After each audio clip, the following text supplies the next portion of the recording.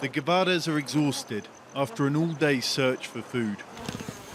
If you want to see how COVID's affecting the poorest in Mexico, they invite you to the 2 rooms this family of 8 share. We start at 10 a.m. and come home at midnight, just looking for food, where we can get milk, nappies, enough for all of us. Before the pandemic, Nicolas had a job as a security guard and Nancy sold sweets in a market. Between them, they could feed the family. But that's all gone, Nancy told us when we first met her at a soup kitchen. Since the start of the pandemic, from March, we haven't had work, and my 2 little ones, my mum and my baby, depend on me, so I have to deal with it. This donated food is the only reason they're not starving. They're not alone. The country's development agency says the pandemic could tip more than 10 million into extreme poverty, and it's already happening.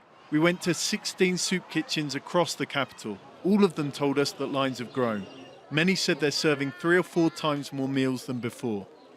What we found coming to these soup kitchens is that there's a lot of people here from the informal sector, street vendors, rubbish collectors, market workers, people that were already poor, and this has just tipped them over the edge.